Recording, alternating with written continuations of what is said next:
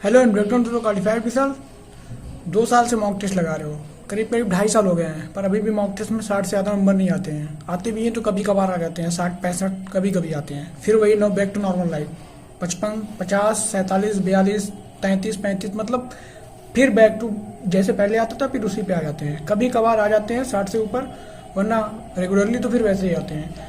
आपको बताता हूँ कि आप क्या करें, मतलब ऐसा क्या चेंजेस करें अपने अंदर। और मॉक टेस्ट अगर दे रहे हो तो उसको उसमें क्या चेंजेस करें, उसको किस तरह से एनालाइज करें जिससे कि आपके नंबर बढ़ेंगे। ठीक है, तो सारा कुछ अपने एक्सपीरियंस के बेसिस पे बताऊंगा। मेरे पे पहले ऐसे होते थे जब मैं ग्रुप डी एग्जाम की तैयारी करता था। जब मैंने 2018 में ग्रुप डी एग्जाम की तैयारी कर रहा था, जब उस टाइम मुझे एग्जाम देना था, 2018 में मैंने फॉर्म अप्लाई किया था, मुझे एग्जाम देना था। तो मैं भी जब मॉक टेस्ट लगाता था ना, तो मेरे नंबर ऐसे ही आते थे 30 35 32, कभी कभी 50 आ जाते थे 55 में। तो मैं खुश हो जाता था, अरे तो इतने मेरे नंबर आ गए। पर मुझे इस बात का क्लियरेंस था कि इतने में तो काम नहीं होने वाला है। 50 55 में मेरे भी नंबर नहीं बढ़ रहे थे। मैंने बहुत प्रयास किए थे। मैं ग्रेड अप से लगाता था, अड्डा 24/7 से लगाता था, टेक्स्ट बुक से लगाता था, और भी कोई वाईफाई स्टडीज पे उस टाइम डेली लाइव टेस्ट आते थे, वो भी मैं लगाता था। मतलब पर डे में वहाँ, मतलब जितने भी टेस्ट हो सकते थे मैं सभी को लगाता था, डे बाई डे मतलब लगाता रहता था। पर मेरे नंबर नहीं बढ़ रहे थे। एक दिन मैंने एक वीडियो देखी, ठीक है, मैंने एक दिन एक सर की वीडियो देखी कि मॉक टेस्ट को अटेंड कैसे करते हैं, मतलब मॉक टेस्ट को डील कैसे करते हैं, कैसे मॉक टेस्ट में नंबर बढ़ाए जाएं। मॉक टेस्ट तो सभी अटेंड करते हैं, पर अगर मॉक टेस्ट में आपके रेगुलर बेसिस पे नंबर नहीं बढ़ रहे हैं ना, सपोज आपने पहला मॉक टेस्ट लगाया, दूसरा मॉक टेस्ट लगाया, तीसरा चौथा पांचवा छठा सातवां, अब मॉक टेस्ट कंटिन्यू बेसिस पे लगाते जा रहे हो, पर आपके अगर नंबर बढ़ रहे हैं तो ठीक है, अगर नहीं बढ़ रहे हैं तो फिर इसका क्या सोल्यूशन है। ऐसा क्या करें कि नंबर पर डे दिन पे दिन बढ़ता जाए, क्योंकि अगर नंबर नहीं बढ़ेंगे ना तो फिर तुम्हारे मॉक टेस्ट लगाने का कोई मतलब ही नहीं बनता है। इससे अच्छा तुम मॉक टेस्ट ना लगाओगे ना तब भी कोई दिक्कत नहीं होगी। मॉक टेस्ट लगाने का सेंस क्या है? मॉक टेस्ट लगाने का सेंस ये है कि आपका नंबर डे बाई डे बढ़ता होना चाहिए। हाँ, कभी कभी हो सकता होगा कोई मॉक टेस्ट एक्सपेक्टेड होता है मॉक टेस्ट, तो कभी भी कुछ मॉक टेस्ट को ऐसे तैयार करते हैं कि थोड़ा टफ लेवल का रहता है, थोड़ा सा उसका लेवल ऊपर रखे चलते हैं, या उसमें जीएस वगैरह टफ आ जाती है, या फिर मैथ का थोड़ा कैलकुलेशन उसमें पार्ट रख देते हैं, तो कभी कभार ऊपर नीचे चलता है। पर मगर आपका डेली बेसिस पे अगर आपके नंबर नहीं बढ़ रहे हैं, आपके मॉक टेस्ट में नंबर इंक्रीज नहीं हो रहे हैं, तो ये समस्या फिर विकट है।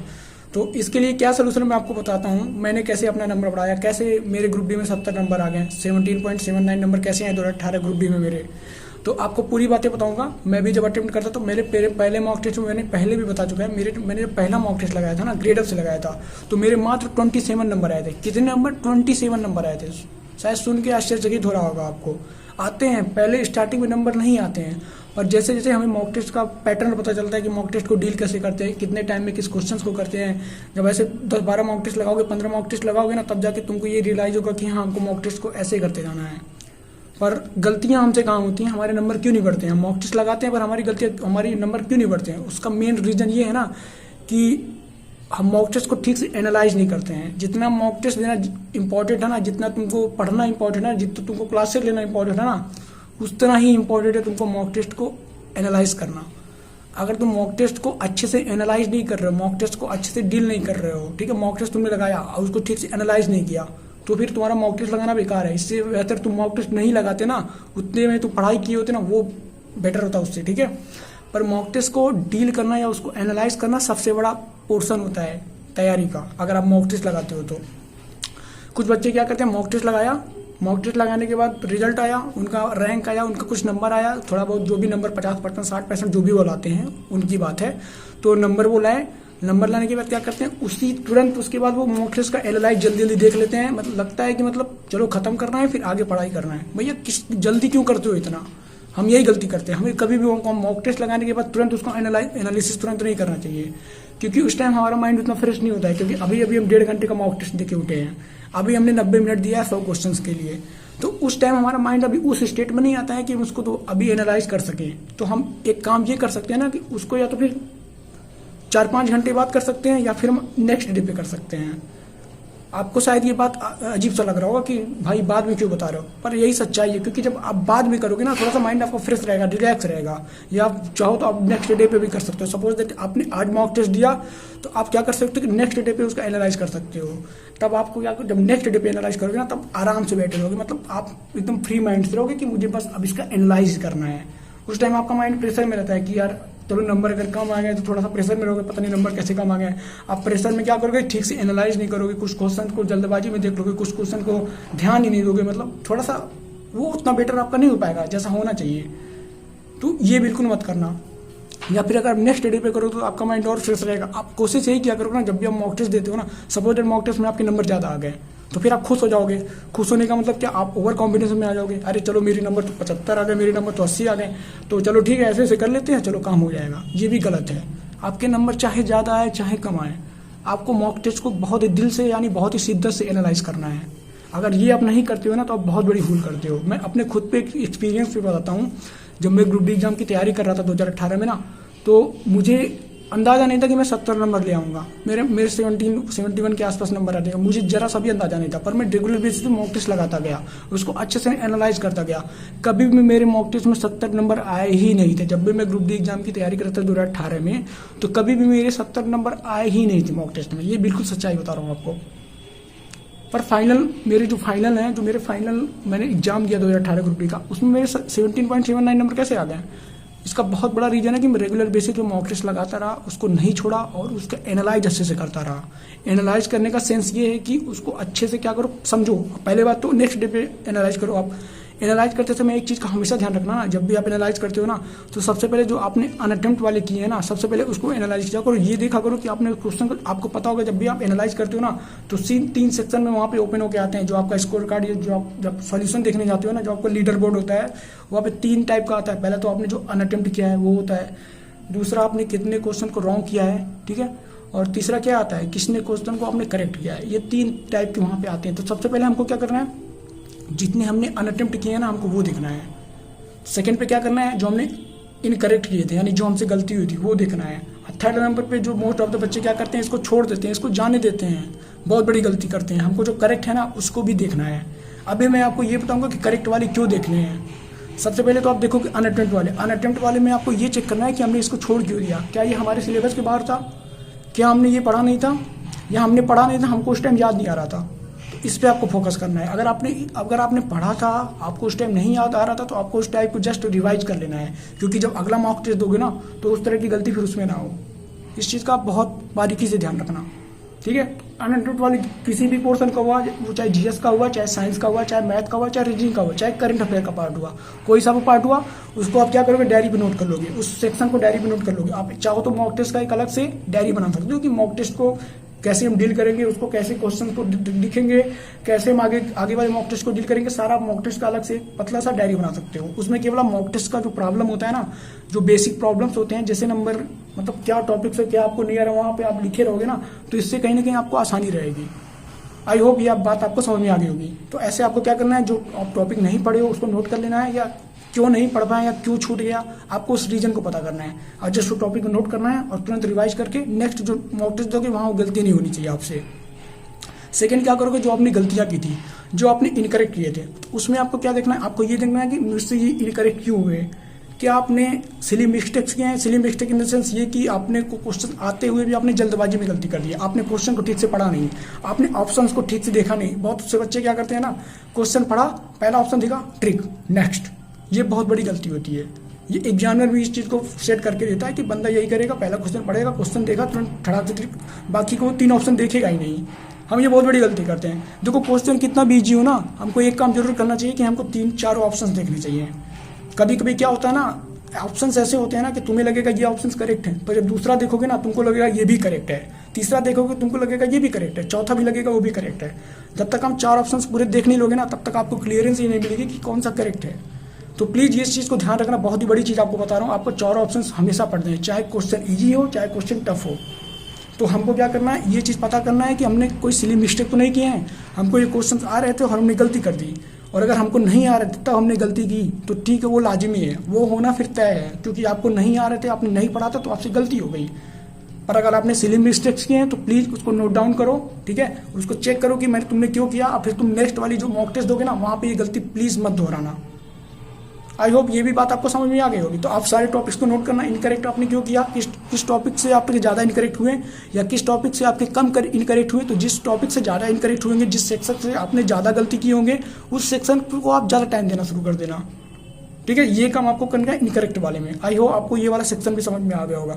थर्ड सेक्शन की बात करेंगे, करेक्ट वाला, जो आपने सही किया है। तो इसमें मोस्ट ऑफ द बच्चे क्या करते हैं, इस सेक्शन को बिल्कुल स्किप कर देते हैं, इसको देखते ही नहीं। वो सोचते हैं कि अरे भैया मेरा तो सही है, मेरे तो करेक्ट है, मैं क्यों देखूं, मेरे तो करेक्ट हो रहा है, मैं क्यों इसको देखूं, मेरे तो सही है। बहुत बड़ी गलती करते हैं, उनको ये भी देखना चाहिए। मैं इसलिए कह रहा हूँ करेक्ट वाला देखने के लिए, क्योंकि करेक्ट वाला देखने से आपको ये पता चलता है कि आपने किस क्वेश्चन को कितना टाइम दिया है। सपोज दैट आप कोई मैथ का क्वेश्चन लगा रहे हो, उस क्वेश्चन पे आपको पता चला कि आपने 30 मिनट 32 सेकंड दे दिए छोटे से क्वेश्चन को। आप कोई रीजनिंग का क्वेश्चन लगा रहे हो, कोडिंग रिकॉर्डिंग का, वहाँ पे आप फंस चुके हो, उस क्वेश्चन में आपने 2 मिनट 27 सेकंड लगा दिया। आप कोई कंपाउंड इंटरेस्ट का कोई क्वेश्चन उठा रहे हो, वहाँ पे लगा रहे थे, आपका वहाँ पे लग जाए 4 मिनट 33 सेकंड लग गया। तो आपको इस चीज़ पे फोकस करना है कि इतना टाइम क्यों दिया हमने वहाँ पे, क्या वो उतना टाइम देने लायक क्वेश्चन था। जस्ट आपको इस बात पे फोकस करना है, ठीक है। तो करेक्ट वाला भी आपको डेली बेसिस पे क्या करना है, एनालिसिस करना ही करना है किसी भी कीमत पे। तो प्लीज़ करेक्ट वाला स्किप ना करना, करेक्ट वाले को अच्छे से समझना कि आपने इस टॉपिक को इतना टाइम क्यों दिया। आप सोचो अगर करेक्ट वाले को आपने इतना टाइम नहीं दिया होता ना, तो शायद आपके कुछ और क्वेश्चन बन सकते थे, शायद आपके जीएस के कुछ क्वेश्चन छूट गए होंगे, शायद आपके साइंस के कुछ क्वेश्चन छूट गए होंगे, शायद आपके करंट अफेयर के कुछ क्वेश्चन छूट गए होंगे। तो आप उतना टाइम जो आपने मैथ में वेस्ट किया, जो आपने रीजनिंग में वेस्ट किया, न्यूमेरिकल वगैरह लगाने में वेस्ट किया, वो टाइम अगर आप उस वाले पोर्शन में दिए होते, साइंस वाले में या जीएस वाले में या फिर करंट अफेयर वाले में, तो मे बी एक क्वेश्चन के स्थान पे आप 7-8 क्वेश्चन कर चुके होते हैं वहाँ पे। मेरी बात समझना मैं क्या कहना चाह रहा हूँ, इस बात को बहुत ही ध्यान से सुनना। आपको करेक्ट वाला भी अच्छे से एनालाइज करना है, आपको एक एक पॉइंट को देखना है कि आपने इस पे इतना टाइम क्यों दिया, क्या ये इस पे इतना टाइम देने लायक था कि नहीं था। प्लीज इसको ध्यान देना, ठीक है। ये बहुत ही बड़ा चीज़ है, लोग इसको स्किप कर देते हैं, आपको स्किप नहीं करना है। तो मैंने आपको 3 चीज़ बताया। आपको सबसे पहले अनअटेम्प्ट वाला देखना है कि वहाँ पे आपने क्यों छोड़ दिया, कि आपको टॉपिक नहीं पढ़े थे, क्या वो टॉपिक उस टाइम आपको याद नहीं आ रहे थे, या फिर आपके वो मतलब आपके आउट ऑफ कवरेज दे रहे थे, मतलब आपके था ही नहीं, सिलेबस आउट ऑफ सिलेबस था। अगर ये था तो अच्छी बात है, नहीं ये है अगर ये था कि आपके सिलेबस से बाहर का था तो ठीक है, कोई नहीं कर पाएगा उसको। और अगर आपको आते हुए भी आपने छोड़ दिया उसको, या फिर किसी रीजन या आपके पास टाइम नहीं था तब उससे उस वजह से छूट गया, तो भी फिर उस चीज़ पे आपको फोकस करना है। नेक्स्ट जब आप मॉक टेस्ट दोगे अगले वाले में, तो उसमें ये गलती बिल्कुल मत करना, ठीक है। सेकंड मैंने क्या बताया, इनकरेक्ट में आपको ये देखना है कि कौन कौन से क्वेश्चन आपके इनकरेक्ट हुए हैं, क्या वो आपने सिली मिस्टेक किए हैं, या फिर आपने क्वेश्चन को ध्यान से नहीं पढ़ा, या फिर अपने सारे ऑप्शन को नहीं पढ़ा। इस बात पे भी आपको फोकस करना, ठीक है। अगर कोई ऐसा क्वेश्चन इनकरेक्ट है जो वास्तव में लाजमी था, ये इनकरेक्ट होने लायक था, तो फिर चलेगा, कोई दिक्कत नहीं है। पर अगर आपने सिली मिस्टेक्स किए हैं, आपने ऑप्शन को ठीक से पढ़ा नहीं, जल्दबाजी में जवाब दे दिया, या फिर आपने क्वेश्चंस को ठीक से नहीं पढ़ा, आपने जल्दबाजी में जवाब दे दिया, तो प्लीज़ इसको आप सुधारिएगा। नेक्स्ट मॉक टेस्ट में क्या करोगे, इसको आप सुधारोगे। आई होप ये बात भी आपको समझ में आ गई होगी। थर्ड पे बात करेंगे कौन सा, जो आपने करेक्ट किया है, अगर उसको आप अच्छे से एनालाइज नहीं कर रहे हो, उसको देख नहीं रहे हो कि आपने उसको कितना टाइम दिया, कंपाउंड इंटरेस्ट के क्वेश्चन में कितना टाइम दे दिया, पाइप एंड सिस्टम के क्वेश्चन में कितना टाइम दे दिया, सिंप्लीफिकेशन पे कितना टाइम दे दिया, ठीक है, टाइम एंड वर्क पे कितना टाइम दे दिया, ठीक है, और जितने भी टॉपिक्स होते हैं, या फिर रीजनिंग का कोडिंग रिकॉर्डिंग ले लो, उस पर कितना टाइम दे दिया, ये सारा चीज़ आपको देखना है। हो सकता हो कि आप उन क्वेश्चन के चक्कर में जीएस या साइंस या करंट अफेयर के आप पता चलते वहाँ पे 7-8 क्वेश्चन कर लिए होते एक क्वेश्चन करने के चक्कर में, जहाँ पे आपने 4 मिनट 5 मिनट टाइम दे दिया एक मैथ के क्वेश्चन पे। तो इस बात पे भी फोकस करना, ये सब चीज़ें आपको मॉक टेस्ट में ना बहुत ही अव्वल लेके जाएंगी।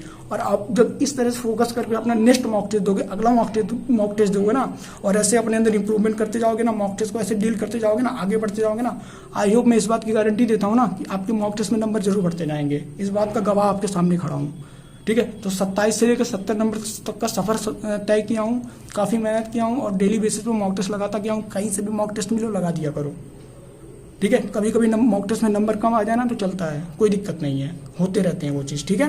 तो इस बात का हमेशा ध्यान रखना। और एग्जाम डेट नहीं आ रहा है, मैं समझ सकता हूँ, पर आपको कुछ ना कुछ डेली पढ़ते रहना है, आपको डेली बेसिस पे पढ़ाई करते रहनी है, आपको पढ़ाई नहीं छोड़नी है, ठीक है। भले 1 घंटा पढ़ो, 1.5 घंटा पढ़ो, 2 घंटा पढ़ो, डेली बेसिस पे पढ़ो, ठीक है। रिवाइज ही करते रहो, थोड़ा बहुत पढ़ते रहो, पर पढ़ते रहो, क्योंकि अगर आदत छोड़ दोगे ना पढ़ाई का, तो फिर उस चीज़ को जो आपने 2 ढाई साल 3 साल मेहनत किया है ना, फिर उस चीज़ को पाना या ओवरकम करना, मेकअप करना बड़ा मुश्किल हो जाता है फिर, ठीक है। तो ये जो मेहनत की हो 2.5-3 साल तक ना, इसको खराब मत होने दो ना। भले 1 घंटा पढ़ना, 2 घंटा पढ़ना, 2.5 घंटा पढ़ना, 3 ही घंटा डेली पढ़ना, पर आप डेली पढ़ना, ठीक है ना। इस बात का ध्यान रखना। और अभी तक मेरी टेलीग्राम चैनल को नहीं ज्वाइन किए हो, कोई भी क्वेश्चन रहता है, कोई डाउट रहता है, कोई तुमको मैथ का क्वेश्चन नहीं आता, साइंस का नहीं आता, आप वहाँ पे फोटो भेजो, आपको तुरंत रिप्लाई मिलेगा, ठीक है। और कोई क्वेश्चन वगैरह रहता है तो टेलीग्राम ग्रुप में डाल दिया करो, वहाँ से आपको क्वेश्चन का जवाब भी मिल जाएगा, ग्रुप डी से रिलेटेड, या फिर पढ़ाई से रिलेटेड, या फिर मॉक टेस्ट से रिलेटेड, कोई भी दिक्कत होता है, ठीक है। तो टेलीग्राम का लिंक वीडियो के नीचे दे दिया हूँ, उसको ज्वाइन कर लेना, ठीक है। क्लिक करोगे लिंक पे, डायरेक्ट आप टेलीग्राम ग्रुप पे पहुँच जाओगे, उसको ज्वाइन कर लेना। और वीडियो अच्छा लगा है तो वीडियो को लाइक कर देना, और चैनल को पहली बार देख रहे हो, ठीक है, दिस इज द विशाल, अगर चैनल को पहली बार देख रहे हो तो प्लीज़ सब्सक्राइब कर देना चैनल को, ठीक है। आगे भी ऐसी वीडियोस आती रहेंगी आपके लिए। Thank you for watching, take care and have a nice day.